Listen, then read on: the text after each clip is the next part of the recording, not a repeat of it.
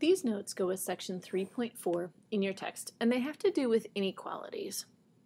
Inequalities mean we have two numbers that are not equal to each other, or two quantities. One might be an expression or a variable. They are not equal to each other. If two things aren't equal, that means that one is bigger than the other. And so first we need to remind ourselves of what the greater than and less than symbols look like. Here are two different ways that you can help remember which way the inequality symbols go. The first one is to remember that the bigger side of the symbol goes with the bigger number. So I've shown one of the inequality symbols here, and the bigger side of the equality is going to point towards the bigger number. And the smaller side of the inequality is going to point towards the smaller number.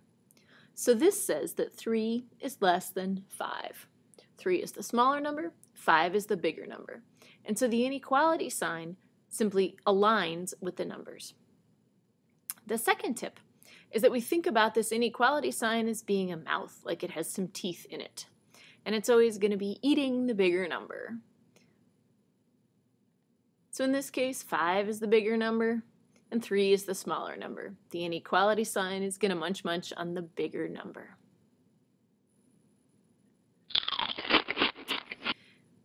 So next we need to look at what happens when we have inequalities that have variables in them.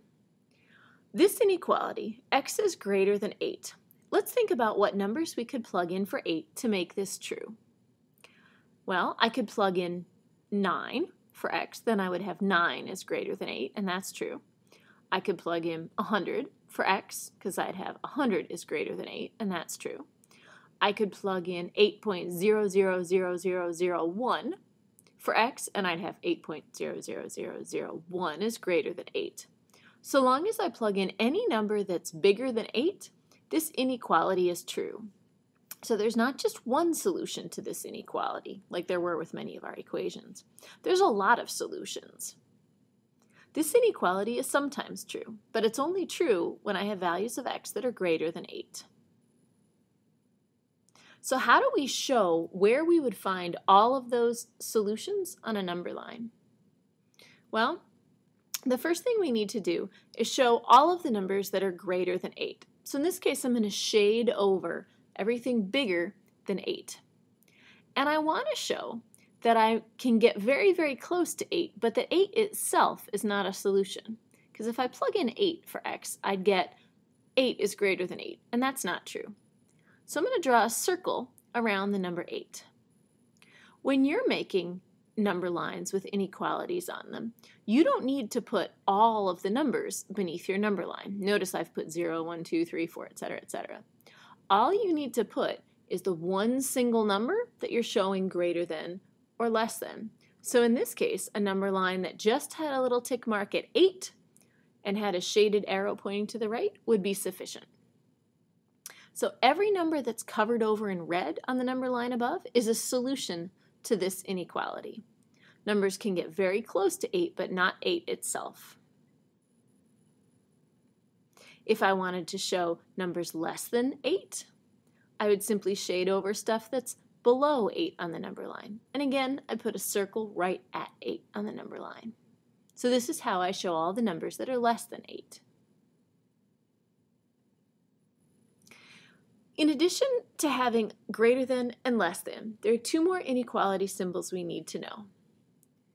This is the x is greater than or equal to 8. Adding that line underneath, it's like adding part of the equal sign in there. This means that x could be anything bigger than 8, or x could be 8 itself. 8 is a solution to this inequality. X could be 9 or 100 or 8.001, or x could actually be 8. How do we show this on a number line? Well, it's pretty similar. We're going to show everything greater than 8 with the arrow pointing towards the right. But in this case, we're actually going to shade over the number 8 as well. So we take that little circle and we just shade it in. That shading in tells you that x could be 8 itself, because the point 8 on the number line is shaded over. If I wanted to show x is less than or equal to 8, I would show the numbers that are less than 8, and then I would show 8 itself as well. I can give you an inequality and ask you, what inequality goes with this number line? Well, it looks like I'm looking at numbers that are less than something because my arrow is pointing to the left. All of the numbers that are shaded over are less than 5, so I'm going to look for x is less than 5. But 5 itself is also shaded over, and so I want everything that is less than or equal to 5. This is the end of the notes for this section. Next, you'll need to do the practice problems in your packet. Make sure you check that you're getting them right before you move on.